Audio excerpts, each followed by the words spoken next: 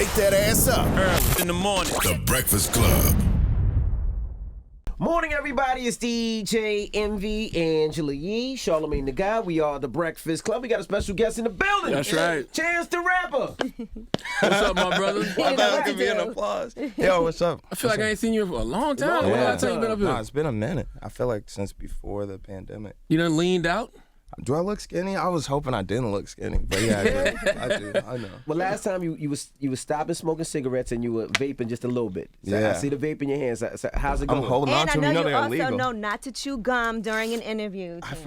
I was actually thinking about this on the way. I was like, I wonder if she's gonna tell me to take my gum out. Like, She did. it's okay. I'll take There my we gum go. out. How you been though, man? What's your energy like? I've been good, yo. I've been traveling a lot. I just got back from Ghana. I went to Switzerland. I saw that. Seen it, yeah. Went to where did we just go? That was crazy. Oh, we went to Venice, Italy. Shot a video with Joey Badass. That was dope. But yeah, a lot of traveling. We just got back from Atlanta. How was Venice for you guys? It was deep. So we went there for. Have you ever heard of Venice? Like what's it called? Venice Biennale. No, I It's saw like you write about it, and I saw the video. Yeah. So it's like the world's like big arts fair of like contemporary arts, and they take over the whole city, and there's like all these different places you can go to where people have huge installations, like giant sculptures, like ridiculously big sculptures and stuff like that. So we went to go check it out because Kehinde Wiley was in it. A lot of black artists that I know, Tariku was in it. And we went to go check it out just like we had planned on it because I've been like getting more into like just connecting with contemporary like visual artists. And last minute we decided to shoot the video out there. So it ended up being like going from being like me and maybe like 7 of my niggas to like me and like 10 of my niggas and Joey and all his friends. And you really got to like feel what it's like to be a black artist in those spaces. You know what I'm saying? Which it's even crazier because we rappers, so like, you know, niggas coming with chains and like in big groups, like you could tell, but like we also just peeping like some of the people that are like, you know, up there in the arts world, they're making it happen. They're the people everybody's trying to see. Like they having difficulty getting into like the parties and shit like that. So it was just like, it was a deep thing to see, but we created like our own like kind of scene and community out there where we felt like safe and was like, you know, just ganged up out there. It was a lot of very dope black artists, music and visual art. Tell me about Ghana, because I know y'all took some kids to Ghana, right? Yeah, so this You second and Vic trip- Mensa, right? Yeah. Okay. So Vic took me, my first time to Ghana was in January. And I had never been to West Africa. I only been to Johannesburg in South Africa, which you know is very different. Yeah. And basically, I just came out there to kind of like decompress and just like kind of like kick it. But I ended up, so much happened. Like I got introduced to the art scene, met some of the biggest artists in the world out there because Ghana's got it on like the contemporary art scene right now. And ended up, you know, having a lot of fun because the clubs out there are insane. I keep hearing that. I'm going in December. Yeah, yo. Yeah. And I'm gonna get to that. But also the super important part was like I did a lot of the education out there. You went to the door, no return? I didn't go to Cape Coast. I didn't get to Okay. check out Elmina Castle, which I'm gonna do when I go back in December and in January. But I learned a lot about Kwame Nkrumah, who's the first president of Ghana, right? And what I didn't know when I got there is Ghana's the first African country to gain its independence from colonialism. Like this is like in 57. So after that is when all the countries started being like, all right, English get out, French get out, whatever, we becoming our own country. So they renamed themselves from the Gold Coast to Ghana. But all that happened because Kwame Nkrumah came to the States and went to a HBCU and learned about Marcus Garvey and Garveyism and global blackness and the identity of being black people around the world. And he came and like instituted that into the nation, into the framework of like how everything was gonna go. And it changed the whole world. Like after that, you see the civil rights movement in the States, you see the Black Panthers, you see all these things that are coming out of like this self-realized new identity. And he just like, to this day, when you go to Ghana, like you still feel that like they're the only African country with an Office of Diasporan Affairs and like the fastest pathway to citizenship. So you learn all this stuff and you realize how much it made like an impact on the world, and it just makes you be like, okay, like we wouldn't have a euro, like you know how like they have one, right. like you know, I mean I don't want to start talking too crazy, but you know how we've been trying to get like a decentralized dollar on the continent forever. And he wrote the book on that. And then after he was condemned and called a communist on it, now you got $1 in Europe, like one singular form of currency. So it's just That's like what Gaddafi was trying to do too. yes, sir. Yeah. What HBCU did he go to? Thank you for saying it, not me. What HBCU did he go to? Do you know? I heard what it was. I don't remember what it was, but I know it was in the States. It was a historically black college, but it like gave him an understanding of like his whole swag was like, we need a free Africa and we need a global network where everybody in any country is connected. You know what I'm saying? And I learned all that in Ghana, and it really like just changed my understanding of like black people, because I feel like sometimes we have like just naturally an American-centric form of it because, you know, chattel slavery was so crazy here. But it's like black people everywhere are getting, you know, did a certain way. That's right. Even when the Ukraine shit was going on, you seen how they was doing Africans out there, That's like, or in China when the pandemic first started. Like we need to get to like a point of understanding of just like what is like a blatant fact, which is just that we are everywhere and we need to like connect before we could take it to that next. So you decided to bring a bunch of kids out there to learn, to give them knowledge. How many kids did you bring? And it was 9 kids. So it was in collaboration with this other program. It was through VIC's Save Money, Save Lives Foundation, which does a lot of great work in Chicago and abroad, and this other organization, which I'm blanking on the name right now, but basically, yeah, we brought out 9 kids. They were all either seniors in high school or freshmen in college, and they were all in like different like art backgrounds, but they were like some that like were rappers, some that were producers, some that were visual artists, some that were designers, and like one kid had like a clothing line. But it was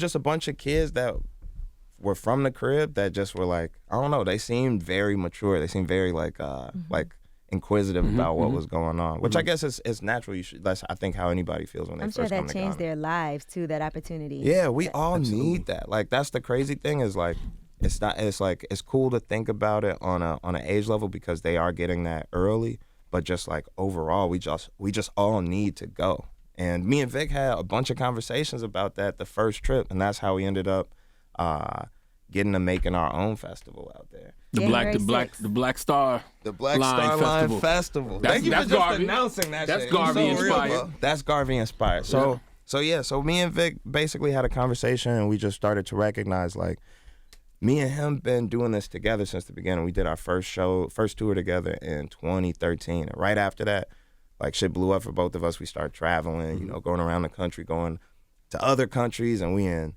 Europe and Asia and Australia and in the small markets, doing like every possible space but Africa. You know what I'm saying? And then you get out there and you realize how the appetite for it exists. You know what I'm saying? And the infrastructure exists, but they just don't send us there. So it's really like we gotta bring ourselves there.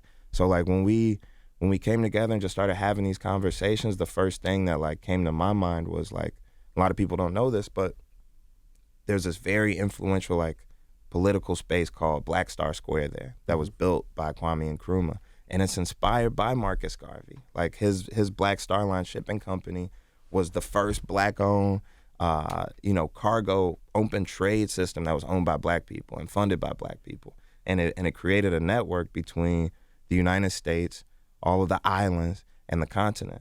And that's the reason. That's like the beginning of so many things, but also like not just influencing us or influencing folks in Jamaica and Haiti and Ethiopia, but also in Ghana.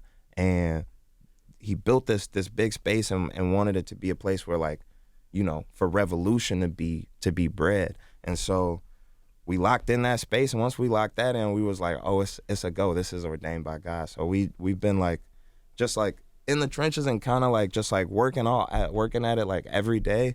But it's just been a beautiful experience to like have conversations with so many artists that are like, I need to get down there. I've toured everywhere, but like everybody has the same story. Like, why haven't we played West Africa? How difficult was it to set that up though? It was actually not as hard as you would think. They love us. Like the way that they'll give you a passport from Ghana is like that. Like it's like you can get dual citizenship. Yeah, it's like it's a very like they have a very different understanding of blackness, of global blackness, of just how things should be than I did before I got there. And so it's like you would think that things are tough to get through, but it was really like a matter of like I think like a couple months on the MOU to get the whole thing sorted, and they've been like very like like I said, they have a whole the government has an office of diaspora affairs. Like in other countries, some shit goes down, you got to go to what's it called, the US Embassy. the embassy.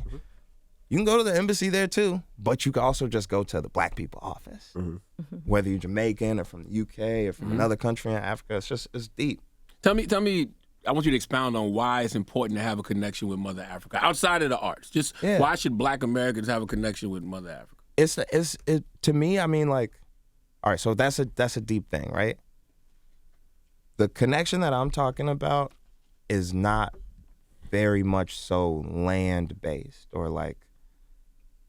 I'm trying to think of the best way to put it. Like, it's not even specifically just about having a connection to Africa. It's about us having a connection globally. So obviously Africa is the beginning of everything. But at this point, we're everywhere. And we need connectivity, not just with Africa, but amongst ourselves. But this is going to be the first space where we all get to be in confidence speaking privately. Like this is our opportunity to connect and be in communication in one space, and it makes sense for it to be Ghana. It's the gateway in. They call it the gateway to Africa, like the way that people get back in. But it was also the largest slave port. Like Elmina Castle is the largest space where millions and millions of Africans, not just from Ghana but from all over, were captured and set out. So like it's a natural order that it would come back in through Ghana.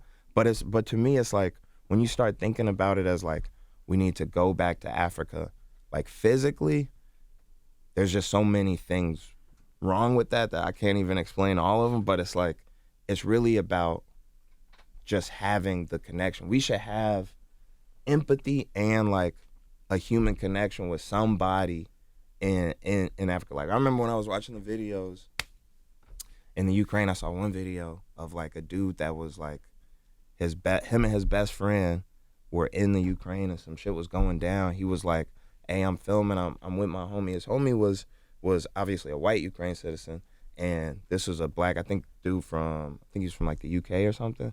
But it was like, we're at a point of globalization of like the internet where like you could be friends with somebody that live in another country. You could have like a connection that's deeper than just like knowing of culture in other places. Like it's not just about knowing the dances other places or like visiting constantly. It's about like having like knowing that we are each other.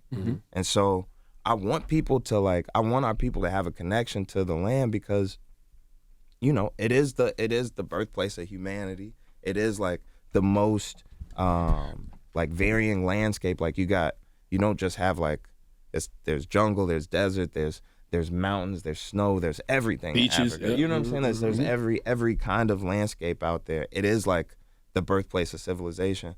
But I feel like in the past, where we might have made missteps is the idea that we have to get up and physically move, because that also displaces people. Like where our strength lies, I'm sorry I'm saying this on the radio right now, is creating communities in other spaces and having a base, having a home that can protect us or that we can send resources to and can send resources back. But we have to create our communities in these other spaces that we are naturally now in. But I think we need to go though. We need to go. So yeah, January 6th, Black Star Square, Ghana, West Africa, in the city of Accra. We're gonna do the Black Star Line Festival, and it's gonna be one of those moments where it's a mass demonstration, but it's also an opportunity. Have you done your ancestry test? I don't be trying to give people my DNA. I don't know. But I know I'm black. You know what I'm saying? And probably from West Africa. When I did mine, I was 97 point something % West African. Yeah. Sierra Leone, Guinea-Bissau, Senegal. And I'm from South Carolina. No Nigeria or Ghana pop up in there? Nah, just Sierra Leone, Senegal, and Guinea-Bissau. But what's interesting is I'm from Charleston, South Carolina, and there's a place called Gadsden's Wharf. And literally like 50 to 60% of all enslaved Africans came through that port. We got a museum opening up there in January. Yeah, no, it's like it's a crazy thing. Like I was just realizing recently, like you can kind of like map the way that the shits went. Like most people from Jamaica have Ghanaian descent. Like most people, and then like now I'm just realizing you're talking about South Carolina, like all the Gullah people. Like, That's right, Gullah like, Geechee. Like all of that like is like direct routes, but also the way that these towns are named, like it keeps us, I don't know, it's like breadcrumbs. Like they say the first place that we landed here or the first recorded slaves were in Jamestown, right? When you go to West Africa, one of the poorer areas of Accra in Ghana is called Jamestown. You know, like there's all these mirrored effects that we don't even like see or understand because we don't have that connection to have these conversations. But like I was just learning hella shit the last time I was there. They was telling us like it's hella people there with like last names like, you know, Irish last names or English last names. Mine's Irish. Yeah, but I'm saying Irish like, and we got that, but we understand that from a perspective of like, oh, like they were like we have a slave master's name, which makes sense.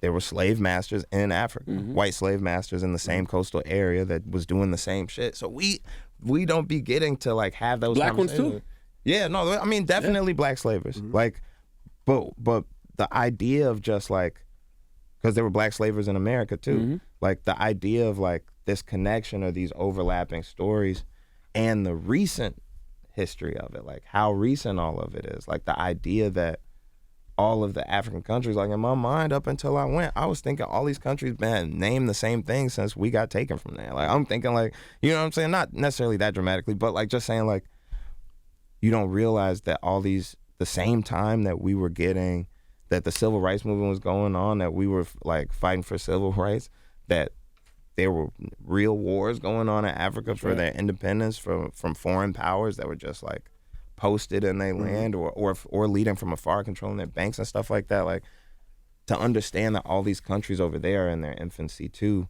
means that our liberation process is in its infancy. So it's like all this shit is growing, but it's growing exponentially in comparison to the amount of time that we've been getting fucked over, which is like, it's like the 1400s. Have you brought your family there? Have you brought the wife and kids there? No, I'm going to though, in December, and I'm gonna go like the week before, maybe like a week and a half before the actual joint, so I could catch Afrocello, which is like another amazing festival that goes on out there, and yeah, just get to experience. I might actually go out one more time before then in September and bring my pops. So like, I didn't find this out until right before I went out there, but my great grandmother and like aunts and uncles were traveling to Ghana because my great grandfather was a Garveyist and like owned a laundromat in Tennessee or something. I was in the network. So like, I'm finding out that we got all these recent connections, and I'm finding it out as I become curious. So it's like, the more you look, the more you find out, like finding out the Jamaican connection out there and all these things. It's been eye-opening. Yeah, it's like God is saying, finally, you're on the right path, He's Chance. like, nigga, look.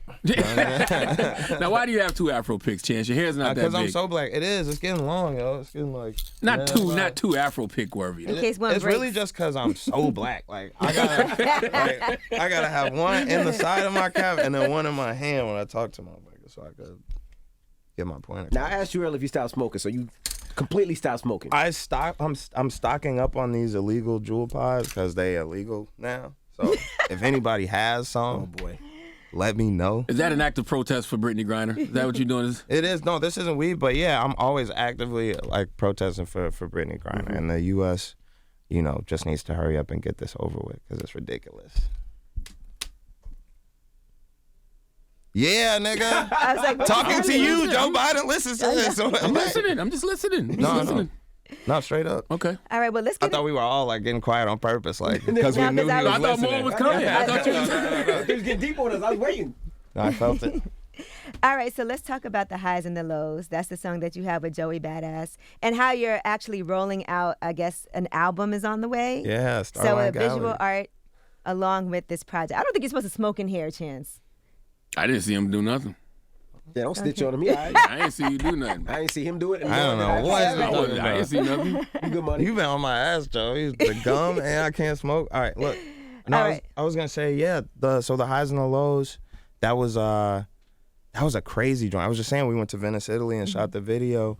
But yeah, that song, just like Child of God and just like A Bar About a Bar. I've been trying to like make my art a little more easy to, or like layered in the ways that you could take it in. You know what I'm saying? I know that you're big on contemporary art. Like I've been working with these different, you know, find artists to try and like translate my music outside of just like, you know, like people typically do cover art. It's one piece for like 16 songs, 20 songs. And it's like hard to like, you know, create a visual language like in that space for all these different ideas. So now I'm trying to do them one by one, as opposed to doing like, you know, one, I'll do like 16. So each song will have an accompanying visual. Accompanying piece that's birthed out of conversations that I have with these artists. So like the first one, it's called Child of God. It was this artist, Nailo Bianca, who I met in Ghana, came out to Chicago after hearing the song that I was working on. At the time it was called Do Your Thing, Child. But she came out, painted the piece, allowed me to film her painting the piece because, you know, I've been getting spicy on the camera lately. And we made this piece together, and we ended up naming it Child of God, and it's a 12-foot by 6-foot wide, beautiful like figure art on canvas. But, you know, it obviously works as a cover art for my single, but it's also like it's a story in itself, like how it got created, how she ended up back in Chicago, like just her visual language is nude, like new Black figure art, right? And it's usually women. And what we had so many conversations about was like, how do people, you know, take in her work, like how she thinks that people may objectify or sexualize her work, when really it's just like her human expression or how she sees, you know, humanity or God. You know what I'm saying? And I was wrestling with the same thing.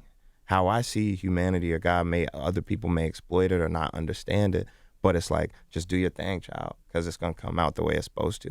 And so she made this piece in 3 days, and it's one of the best pieces of art I ever worked on, you know, and I can't paint, but I can paint pictures with what I say. So put the video together, the video marries the song to the art, and then it ended up in, I was supposed to have that, in the Museum of Contemporary Arts. And then we did a bar about a bar at the Art Institute, and then the highs and the lows. The bar about a bar was with Nico Washington. Shout out to Nico Washington, amazing painter. And then we did the highs and the lows. We opened that up at Art Basel. I like all this intentionality. Switzerland. Sorry, I just gotta clarify. Not the Miami one. Not the Miami one. We was at the Switzerland, you feel me? At the Kunstmuseum. So you ain't just rapping the rap. When I heard a bar about a bar, I'm like, okay, it's dope. But he seemed like he just flexing his lyrical exercise. That's my artistry. Like that's who, like, you know, there's blacksmiths and locksmiths, and I'm a wordsmith. Like I am the rapper. So it's like if I think too much about like how I was just saying about like how Nyla was thinking about her work, how it's interpreted, it's like at the end of the day, it will still be what it is, which is a piece of art. And my visual language, or my language when I write, like comes out a certain way. It's a lot of wordplay, a lot of like intentionality about which words I choose and the things that I'm speaking on, and all of it, like at the end of the day, is art for the sake of art. So whether it's dope or it's weak or it makes money or it doesn't, like that's the truest form of art, is just making it. So like, when did you come to that realization? Probably in Ghana. Actually, that's not true. That's not true. Not in Ghana. It was a couple of months before I went to Ghana, when I was in Los Angeles. And I was with some of my like friends that from the poetry scene. Shout out to Aj Monet. Shout out to Vic Mensa. We started doing these writing exercises, which is something that we used to do a long time ago. Really, Vic is the king of writing exercises. But you know, like we'll just go off with a prompt and have 10 minutes timed out to like write something. So we'll like do challenges like write without a beat, or write all with the same word, or one rhyme word throughout, or from the perspective of a chair, just random shit. Like I know it sounds very like poetry club kid, but that's how I grew up. I was a poetry club kid. But it came down to like having these conversations about like, this is what we do. This is our job. This is our trade. Like every day I'll get up and get on the radio. Every day I should write. So we had this conversation, and one of the critiques that one of my friends gave me, who's known me for a long time, was like, she said, you know, sometimes it feels like you're holding back, and not holding back in terms of like how good you are, the technicality, but sometimes specifically in what you speak on or what you want to touch on in your music, it feels like, and I'm like, well, yeah, I'm a whole fucking dad. Like I'm a husband, I'm a pillar of the community. Like I gotta do it. And she was like, well, that's cool if that's how you feel, but at the very least, you gotta write it down. You know what I mean? whether you put it out or not, whether you record it or not, you know what I'm saying? But like, you have to write, That's real. or else it's gonna stay in you and it'll manifest in other spaces. And that was like the best advice I ever got in terms of like some rap advice. And so now I just try. I won't say I do it all the time, but I try and write as much as possible. And it's helped me to be like, that's how a bar about a bar came about, was like, how can I make a bar about a bar? And how can I, and you know, like I have all these different, you know, literary devices that I use and shit that is cool to me. And to me, it's like one of my joints. That's just one of my with joints. all of that, right? You practice, you study the craft. The So craft. when you hear some of the music that you hear now, do you just get disgusted then? Because you can tell artists are not studying and practicing. Oh no, I don't get disgusted. So I'm an artist, right? I'm a artist. I'm one of many artists, and there's so many different kinds and so many different mediums and genres, but I am the rapper. So when it comes to like music and I listen to stuff, like I can enjoy music for a million different reasons. Like I grew up dancing, you know, so I like music that don't got no words on it sometimes. You know what I'm saying? It doesn't matter if I can understand the words. But then also like I do like to listen to shit that's barred out. Like I was just listening to on the way here like a bunch of unreleased J Elect verses, just like making a stank face by myself, and everybody else is like, it's 8 a.m. like. but that also brings me joy too. So it's like I definitely don't get disgusted by it. And also like I'm in a very like good space to be about to drop what I'm about to drop, because Kendrick just dropped. So it's like he's kind of like prepping the culture to like listen and dig in. You know what I'm saying? And that's Are you like, gonna be that vulnerable? Because you said that I guess you think about things that you write down and things that you record, which some people might say, well, that's not you being real. And if you're not actually saying what it is you want to say, that thing about that Kendrick album, which I think, my personal opinion, most important hip hop album ever written. Yeah. He was beyond vulnerable. Yeah, he was very open. Are you ready to do that? I don't think that's my swag. Like, firstly, like I think like everybody is their own artist, and I think Kendrick since day one has been like extremely open.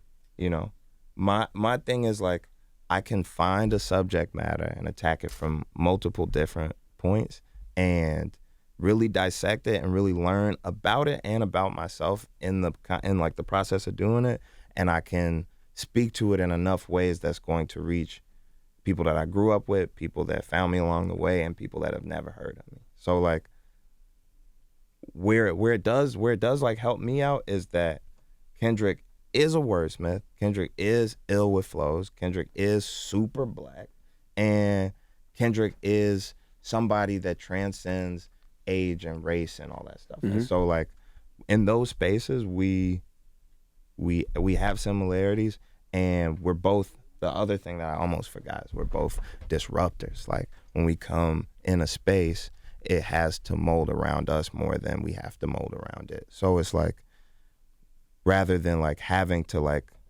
jump in on rhythm to a double dutch, like it's like, no, Kendrick just started a whole New algorithm. new game over there, yeah. which means I could go start a whole new game over here. Which is how art should be, right? Because Exactly. even when you talk about Kendrick, when I think about lyrics, it's like I think about new people like LaRussell. I don't know if you're up on LaRussell. I'm way Or up on Simba. LaRussell. Shout out to LaRussell. Oh yo. my God. Shout out to the shows he's doing in Vallejo. He's doing Yeah. shows in his backyard right now, but like they're selling out. Like he's doing, it's like, it's hard to describe. I don't mean to say And it it's like at his this in a- house. Yeah, at his house, right. Yeah.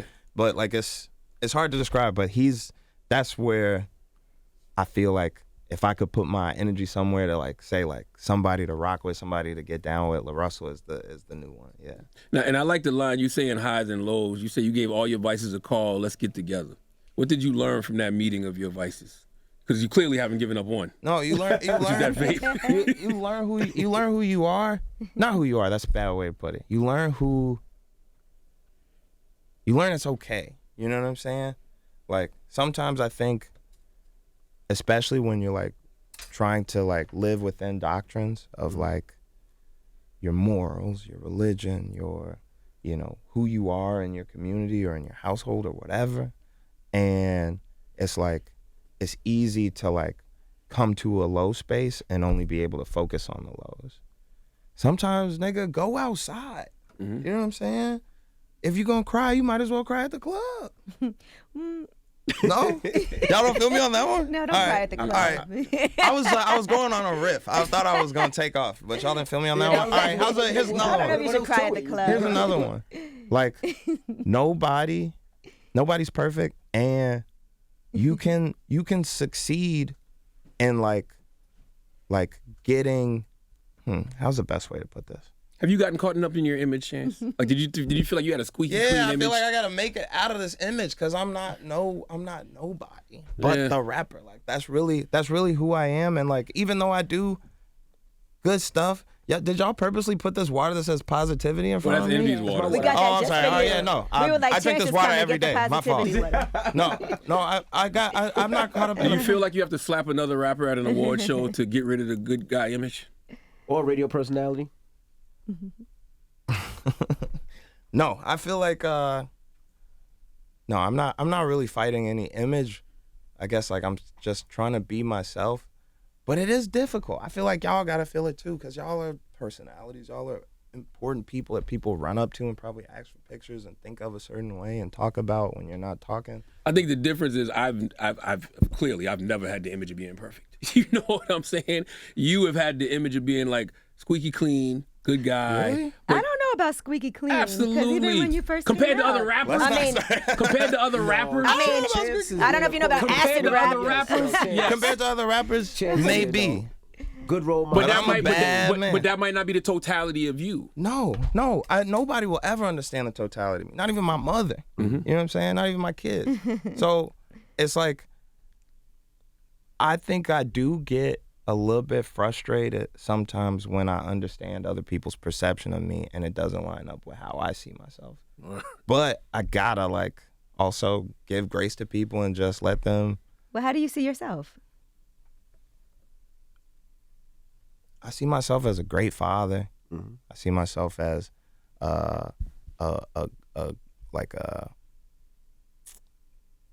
don't want to say a good rapper because I keep saying I'm the rapper, but I see myself as the dude that was purposed to do what I do. I see myself as I see myself as a black man, and I see myself as a person that loves God. You know what I'm saying? But you also know your shadows. Yeah. I'm aware of everything that I've done, and I forget some things too. But like,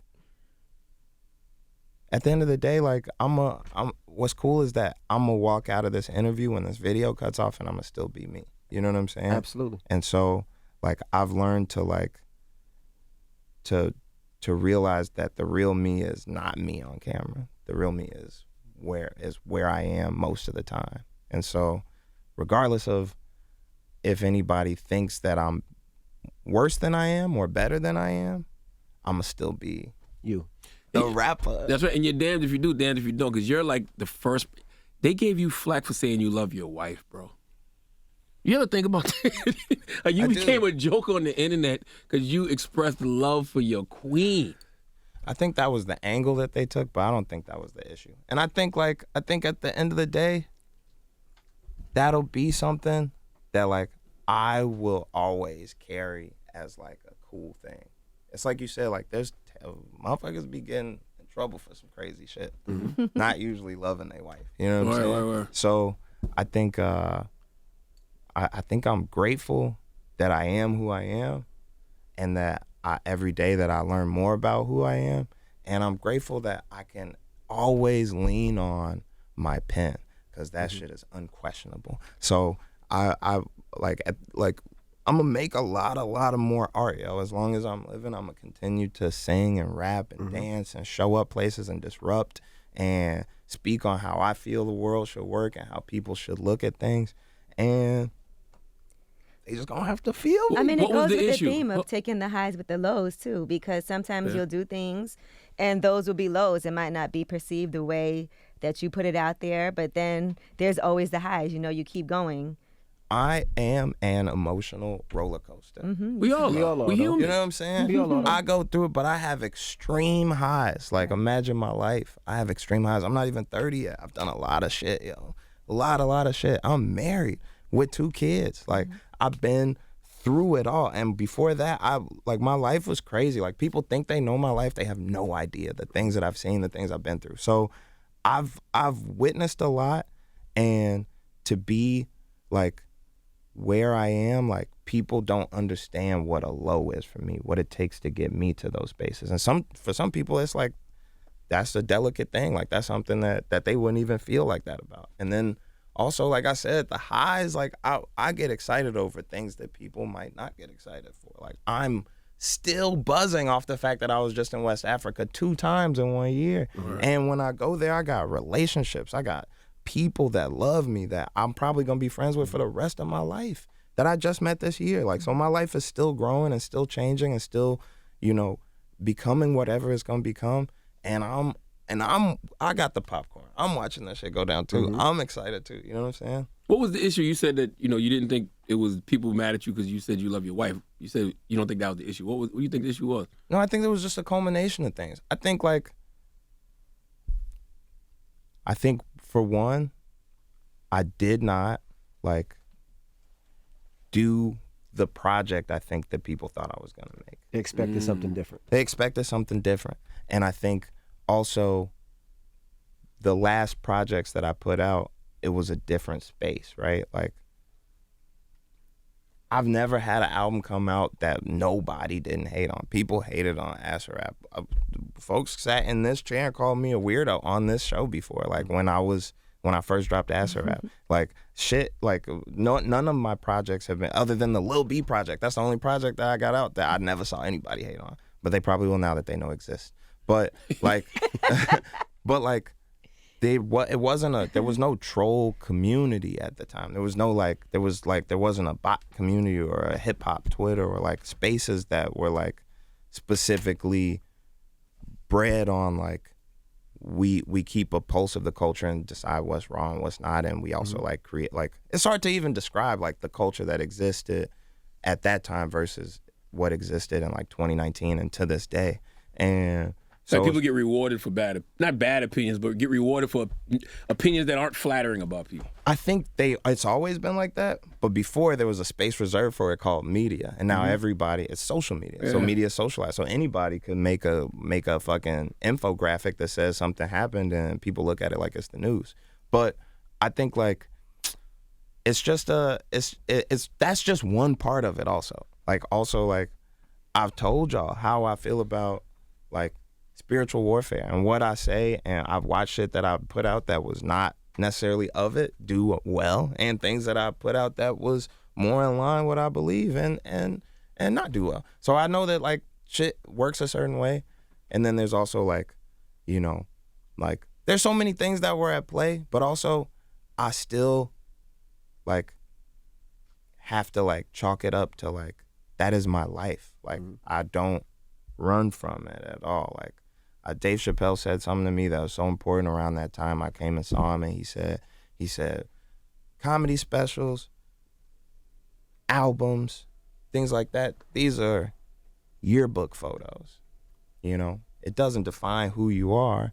You take one, and then next year you come back and you take another one. That's real. You know what I'm saying? It just records who you are at that moment. And the culmination at the end of your life, all these things together will be who you are, but it's just a moment in time. And so I recognize that moment, and I look at that picture, and I can remember the joy that I had in making it, and I can remember everything that I felt after I put it out too. And without those things together, you can't make the highs and the lows. Do you miss, quote unquote, being a Woo! I'm sorry, I just smacked that at the end. I just cracked that.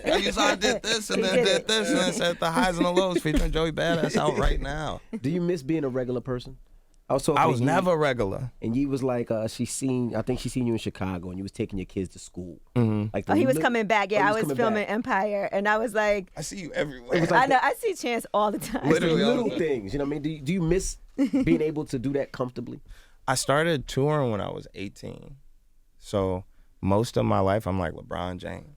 You know what I'm saying? Like, people don't think of me as a child star, but like I went on tour on technically international. We played Canada with Donald Glover when I was 18, and I don't really remember anything other than trying to be a rapper. And at this point, I'm still trying to be a rapper. I'm still writing raps and going to studios and shooting music videos and doing interviews. Like I'm trying, like when I was in high school, I was making mixtapes. Like I made my first song when I was 12 at my cousin's studio. So like, for me, I know like there's like people whose story is like, man, I was just tired of selling crack rocks. Like I had to go rap. But for me, it was not like that. Like I really just like rap. Like nigga, like rap is fire. Like this is the best job I could have. I like, you know, like, and I think like, and I know you're talking specifically about the celebrity part of it. I definitely get tired, as anybody does, like of people in your face and like saying crazy shit to you or whatever. Like people really don't say crazy shit to me. People really are like very nice to me in Chicago. But like, but yeah, I mean, I don't know. Do people mistake you and your brother for each other all the time? I think people be lying when they do that shit, because people say anything to get my attention. And so if somebody screams Taylor Bennett, I do not turn around. It instantly blows me. They do it all the fucking time, though. Y'all really don't look alike, though. You can tell y'all brothers. Y'all don't, Thank you. Not really. Like, no, not enough to mistake him. I was a foot and a half taller than Taylor. Yeah. Like, but yeah, nah. How hard is it to not feed into criticism you may see of yourself online? Because there's a lot of chatter online that they like to say Chance the Rapper fell off. That's their language. Man, I don't know. To me, it's like I could do one or two things. I could either agree with it or I could live my life, right? Mm-hmm. If I agree with it, then that means the Breakfast Club fell off, because y'all don't have people that fell off sitting in your chair, I don't think, usually. That's right. And so I feel like I gotta stay on my path. Niggas was saying I fell off when I was in high school. I made 4 mixtapes. Niggas was telling me in high school, your last tape was better. I'm like, nigga, I'm 15. But it's like, man, every I could joke about it, but it is tough. But it's like, I don't know. What can I say? What can you do? I can tell people my what are you my gonna feelings are argue hurt. with Like, I don't them know. and It's like the best thing that I could do is like, man, when I get up with Vic and we just go and we just write and we just make shit, it's so undeniable. I'm so good at rapping. I'm sorry I keep saying that, but it's just like, at this point, I gotta put the words on the screen because motherfuckers really loving that shit. It gives people goosebumps. So I'm like, I could listen to people that think about artists like they're fucking Pokemon cards, like these commodified trading cards. It's like, oh, your fucking 2K rating just went down. Like, fuck them niggas. These niggas is lame as hell. Like, they've never been on. If I fell off, at least I was on. You know what I'm saying? I've done. Sorry, like I'm getting into my bag now. Good. But like once I start to think about it, it's like, man, this life is amazing. Like I'm still friends with all the people that I grew up with, and they are very, very proud of me. You know what I'm saying? And there's always something raw going on. Even when I'm not rapping, I'm doing something cool. We just celebrated 1 year of Books and Breakfast. Mm-hmm. We do a program every other Saturday in the summer where we have families come in and we just do like a family day for them, but it's all based on reading. So we give them some free books. I read like 2 stories to the kid in my wicker chair, but it's all based off of the free lunch program, free breakfast and lunch program that the Black Panthers did in Chicago. My mom was in that program. Mm-hmm. She was a little girl. So we provide the breakfast for the family and read books to them, but we also take like high res, like professional portraits of the families and give it to them. And we got this idea that we're doing in the next couple of weeks to celebrate the 1 year anniversary. We're gonna give them all framed giant versions of these pictures that are gonna be blown up. And it's gonna be like, some people don't have no family portrait in their house. Mm-hmm. And you gotta realize that crest is like one of the like foundations of like how you like keep a strong thing. But it's like, I could talk about that shit forever, but just saying like, that's some raw ass shit. Like a nigga on the internet that's telling me I fell off could never even think to do that shit, let alone pull it off for a whole year. Like, I feel like, there's nothing more satisfying than when you're able to do things that really matter, that impact people's lives. And not you just feel music, good, but too. just really tangible things for people. Yeah, no, I'm trying. That's what me and Reese always talk about, is like we trying to do raw shit and we trying to be sustainable. Mm-hmm. We want to create like stuff that's sustainable on the like community side and on the art side. Like I'm making the pieces that I'm making right now, they're physical art pieces. they're gonna last for however long the art lasts. Are they going to be NFTs also? No, fuck NFTs. That's what NFT stands for. Is nigga, fuck that. I don't trust that at all. I'm talking about a real piece of art that could live in a museum on somebody's wall forever. All our art that we make now, they don't even want us to make CDs anymore. Our shit is literally commodified. It's Can only in people your buy phone. those pieces? They could buy a poster. And that's the other thing. Like, you know how I am. Like, the artist owns these pieces and everything that I've done.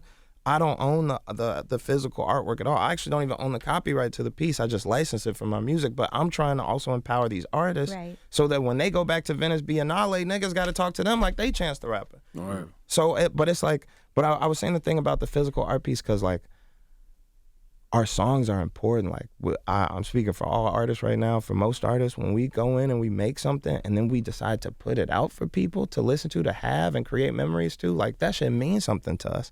And at this point, that shit only lives in Apple. That shit only lives on Spotify. So I'm trying to create things that people can have. There was this artist named Ernie Barnes. He was a retired athlete that became a painter. And what he did when he moved to New York, he recognized all these Jewish ghettos had like these people living in them that had created strong family communities. And like they had their own culture and their own ways. And this is around the 60s when James Brown had just made I'm Black and I'm Proud. And we were talking about Black power, but we hadn't really fully defined what our culture was in America yet. And so what he did was he intentionally started to create paintings that represented our culture or values that we had or things that he thought were important as Black folks. And this series became so popular that he created a touring roadshow. And then all these Black, intellectuals and actors and people started to find out about it. His piece this one piece called The Sugar Shack became so famous that Marvin Gaye used it for his album cover. And Good Times used to show it at the beginning of the show. The painting I'm talking about. Absolutely. Absolutely. Yeah. Like, you know what I'm saying? My mama had it in her house. Yeah, and that's the thing, really. So what he did was he made the prints very accessible and let people, like, without really caring, bootleg and shit, basically. And so it ended up in all our mama's houses. That's right. And that became, when I was growing up, I would see that Sugar Shack painting. That's a painting of a club. I thought it was a church.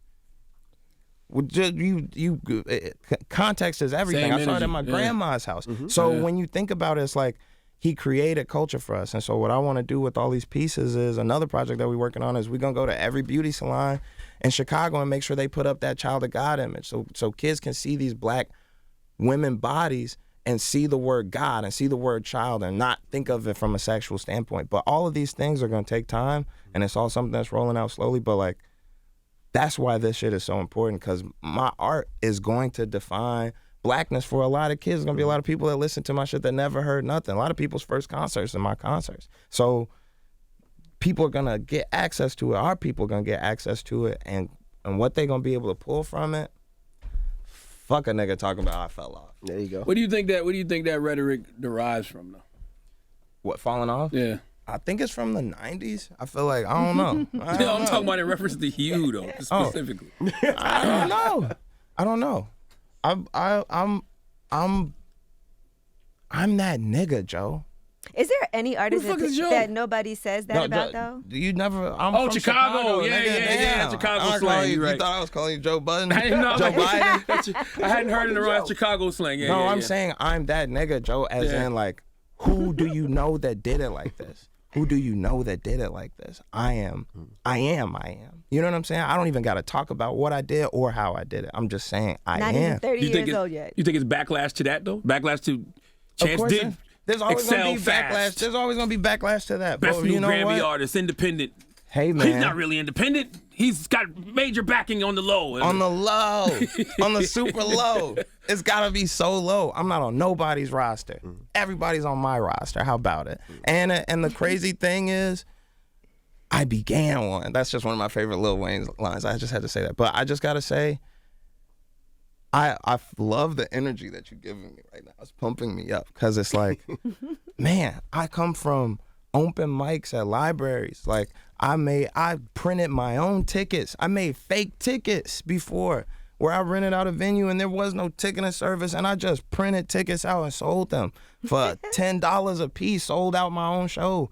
Like I really made this shit materialize. And And so it's like falling off has to be based off somebody else's perspective, and I can't make nobody feel how they want to feel, like how I want them to feel. Like I'm not only have I done it, not only am I the first, sometimes I'm the only, and every time I'm the best. So if you gotta be either the first, only, or best, and a lot of times I'm all three. Have you spoken to anybody about that? Because it happened to everybody. It happened to Hov at one point. Happened to Kanye. Happens to everybody at some point where it's just a resistance to their art and everything that they're doing. I don't think it's a resistance to their art. Sometimes, a lot of times, there's a conversation that happens without actually having to go in depth. We could have like a whole debate on Twitter all day with a news article trending based off of the headline of it without ever needing to read what's inside of it. Like a motherfucker could not like something without necessarily having to do a deep dive into it, or but not even not like it. They could publicly disparage something without having to be invested. But all my art, my last 3 pieces, 5 stars. I ain't seen nobody not like the highs and lows. Not one person. Find me a person and I'll smack their ass. You say I need to smack somebody? Find me the nigga that don't like the highs and the lows. Sigh. And also, Child of God. Bro, that shit was at Art Expo. Like, the piece itself is a interdisciplinary art piece. Nobody doesn't like Child of God. Nobody doesn't like a bar about a bar because it's artistry. But we know that's not true. Who? You don't like a bar about a bar? No, I dig them. But I I'm was about to say, what's up? listen, it's not true. Of course, there's somebody that doesn't like it. No. That's what I'm saying. That's what I'm saying. That's what I'm saying. Okay. The song's called A Bar About a Bar. Check out the video, cinematography and direction. Talk that. I'm that. I don't ever get loud here. I'm sorry. You got to see this, Angela. Talk, Chad. Let them know. I'm sorry you had to You see setting this. your social media up for failure with this one. Hey, no, Because even if they really like it, they're going to say they don't like it just to say, fuck you, Chad. Yeah, you know what's going to happen though? What was the first thing you said? Even if they what? Even if they like it, Yeah, even if they really like it, right. because that's what's gonna happen. Because it's art, man. I'm a wordsmith. That's what I do for a living, and I'm very good at it to the point that I've played everywhere, and now I'm bringing everybody to Ghana because I know how to talk that talk. My dad calls it the gift of gab. Have you ever heard that before? Yes. Yes, I got Chad. the gift of gab. That's how I ended up in this chair today. What's your true. relationship with Ye? What's your with Kanye? My relationship with Ye is I love Ye. I'm just like everybody else. We all love Ye. Like But he's if exhausting your at friend- times. Yes. If he's your friend, most of your friends are exhausting. And obviously, without it needing to be said, my friend has mental wellness issues, just like I do, just like a lot of people do. And a fucked up thing happened where when I went to go check on him and he was going through an episode, somebody filmed it and dropped it. And then crazier than that, somebody changed the words from saying, what did he say? He said, I'm your elder. You pulled the same shit at All Star. Sit your ass down and listen to the album or leave. Right. And they changed it to say, your motherfucking album flopped. Nigga, the big day sucked. Man. That's the internet for you. No, man. The internet for you. They put a dub over the... No, they didn't put a dub. They just put little subtitles. Oh, But you can see the got original you, video got has you, no got you. subtitles, right? But it doesn't matter. Niggas could do what they want. I'm Chance the Rapper. I know you heard of me. Come on. It's like You just sounded like Kanye. yeah, I sound like I am. No, I'm really from Chicago. I'm really from 79th. I really be in the city consistently. And when I'm there, I'm making impact. Like I'm visible and I'm making impact consistently. And however, whatever picture people want to paint of me is fine. They're not as good at painting pictures as I am. So I'm gonna just keep doing my thing. You know what I'm saying? Like this song says, do your thing, child. And there'll be more art. Actually, tonight, I'm motherfucking performing on Fallon. That's right. He got to go, guys. Too, You so. can't even fall off on Fallon. That's right. I guess another question I had. Do you was there ever a moment where you regretted staying like independent? You ever feel like maybe I should have took that bag? All the time, because I'm spending my own money. All the time. But you're making a lot more than you would. I'm making a lot more, I'm keeping a lot more, and I'm also like completely in control of my destiny. So there's nobody that I could be upset with other than me if things don't work out. And I love that. I love that pressure. I love being able to say when I'm gonna work, when I'm being lazy, when I'm working too hard, whatever it is. Like we all need autonomy. That's what makes us artists, is the ability to make what we want to make, to say, I don't want to even paint on canvas. I want to paint on a tree. Right. I don't even want to do a tour in Europe. I want to tour the 54 countries in Africa, however many it is. Please correct me. But just saying, you know what I'm saying? I want to do this. I want to do this. That's what we all need. And that's why La Russell is going to go crazy. That's why there's going to be a whole wave of artists that you got to realize. Simba like, too. La Russell. I'm 29. I'm 29, but I'm also kind of old. You a veteran. I've been, when I just went to, they got a festival in Chicago called Lollapalooza. I was just at Lollapalooza the other day. I had kids walking up to me. Not kids, sorry. I had adult motherfuckers walking up to me, and I'm chopping it up with them, and they like, we used to be your student at open mic. Like, I had an open mic. I still got an open mic program in Chicago, but like, I got people that have grown up on me at this point. There's people that are young adults, people that are getting married, people that are having kids, people that are moving to new places that all like went away with me. You know what I'm saying? And there's and it's just like, I don't know. It's a thing to recognize when you're creating. When I'm creating what I'm creating, it's like it's a lot of folks that are waiting to hear what I got to say, especially in this time and in this climate. And I'm gonna give it to y'all. This is my last question. Do you think your ultimate calling is rap? My ultimate calling? Ultimate calling. Ultimate calling. Like what was said about me when I was born. Yeah.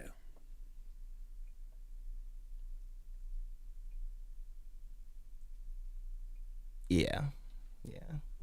I want to say it's to be a great father, but like, why would God say that when you're being born? You're a baby. Why would you say that? This baby will be a great father one day. No, it's rap for sure. It is. I mean, but I think what God did was he gave me the ability to rap so that I could do so many other things. If I wasn't able to rap, I wouldn't be a great director. I wouldn't be a great organizer, a great orator, a great performer, a great nothing. A great public servant. A great public servant? Is that's some police ass? Nah. I think we're all here to be of service to others. The people, the public. We're all here to be of service to others. Yeah. Okay. Yeah. Did you play the Mega Millions? No, I didn't. I saw DJ Khaled got in trouble for doing it. So I'm not going to do it publicly. Well, let's get into the single, man. Let's get into this. The Highs and the Lows featuring Joey Badass, this Chance the Rapper. I'm sorry, I know he's supposed to do this, Envy, but I'm about to be on Fallon tonight. This is the Highs and the Lows. Well, last question. How did you and Joey Badass hook up? That's my dog. I know Joey since we were before. 18. I did my first SOB show me and Joey did together. We both dropped our first mixtapes in 2012. It's the 10-year anniversary of both of our first mixtapes. We both got projects coming out. Wow. Or 2000 just dropped. That's out right now. Make sure you get 2000. That shit is crazy, honestly. No ad. That shit is insane. Gotta get 2000.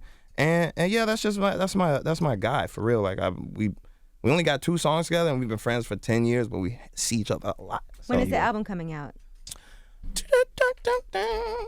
I don't have a date for it that I'm gonna say right now. Is it done? Hell no. You got a title? Yes. You can't say right now. You gonna tell us? You're on Fallon tonight. I was gonna say it on Fallon, but I'll say it on the Breakfast Club. Fuck that shit.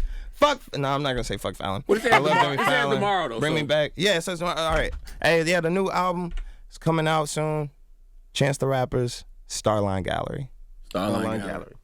I don't like how you was gonna say it on the White Man Show first. And you hesitated. But you see how I switched it up. He switched it though. The pic started spinning in circles, and I was like, "What'd you say?" I feel like I already saw that with the whole track listing. You did. I just never announced it like on a show before. Okay. So I was really trying to just keep it low key. So if y'all want to edit Like this the worst part kept out, secret. Nah, Starline Gallery. Starline Gallery, yo. Is that gonna be the name of a gallery in Chicago you open, an art gallery? I'm anti-galleries, but I am gonna do a show. I'm gonna do an exhibition. Okay. I'm anti-gallery just like I'm anti-labels. Y'all will find out, man. It's a lot of crazy parallels between the art world and how they do niggas that rap. Like it's very deep, Joe. They be getting over on the niggas, but it's all coming to an end. I'm about to help everybody commercialize and capitalize without having to be capitalist. So let's go. Ooh, I like that. There you have it. It's Chance the Rapper. It's the Breakfast Club. Good morning.